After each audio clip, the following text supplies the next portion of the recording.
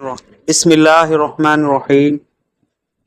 तो अंसारी बच्चों को अबू जहल को कत्ल करना। हज़रत अब्दुर्रहमान बिन औफ रज़ी अल्लाह तआला अन्हु मशहूर और बड़े सहाबा में से हैं। फरमाते हैं कि बदर की लड़ाई में मैदान में था, लड़ने वालों की सफ़ में खड़ा था। मैंने देखा कि मेरे दाएं और बाएं जानिब अंसार के दो कम उम्र लड़के हैं। मुझे ख्याल हुआ कि अगर मजबूत और कवि के दरमियान में होता तो अच्छा होता कि ज़रूरत के वक्त एक दूसरे की मदद कर सकते थे।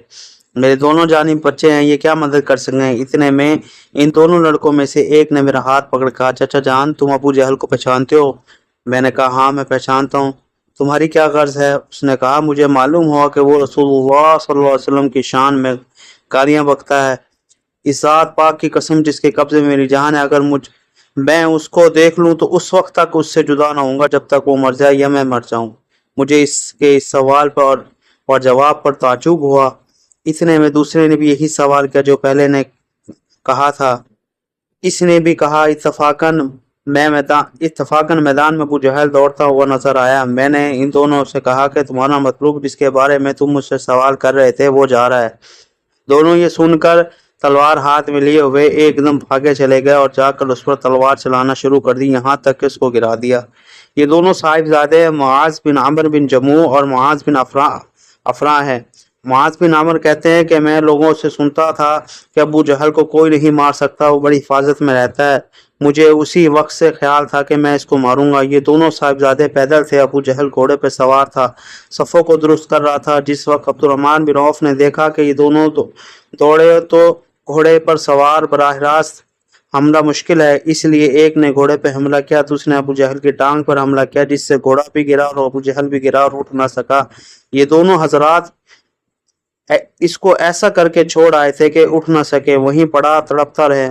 मगर मुआविज बिन अफरान के भाई ने उसे जरा ठंडा कर दिया कि मुबादा के उठ कर चला जाए, लेकिन बिल्कुल उन्होंने इसे बिल्कुल नहीं निपटाया था। इसके बाद अब्दुल्ला बिन मसूद ने बिल्कुल इसका सर जुदा कर दिया था।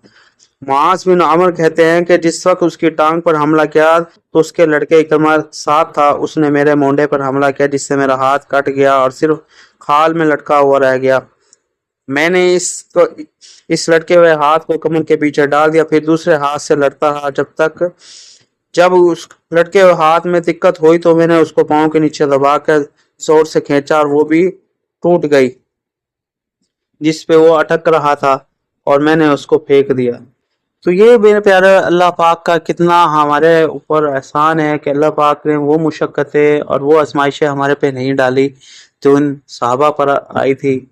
और उनके छोटे से छोटे बच्चे का जज्बा होता कि हजूर के नाम पर जान कुर्बान हो जाए, हजूर के आन पर जान कुर्बान हो जाए, और अपनी सारी ज़िंदगी अल्लाह और उसके दीन के लिए उन्होंने वक्त पर रखी थी।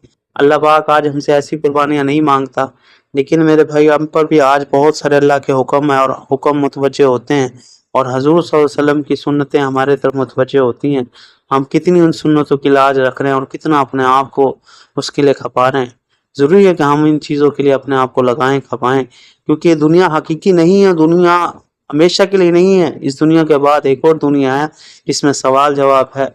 फिर जिसने सवालों का जवाब दे दिया वो हमेशा के लिए कामयाब है, और जो इन सवालों में रुक गया वो हमेशा के लिए नाकाम है। कामयाबी आखिरत की है, कामयाबी मरने के बाद की है, और असल कामयाबी वो है जो अल्लाह के और उसके रसूल के तरीक़ों पर ज़िंदगी गुजार कर चला गया, वो कामयाब है। अल्लाह पाक हमें सबको अमल की तौफीक दे और आखिरत की तैयारी करने की तौफीक अता फरमाए।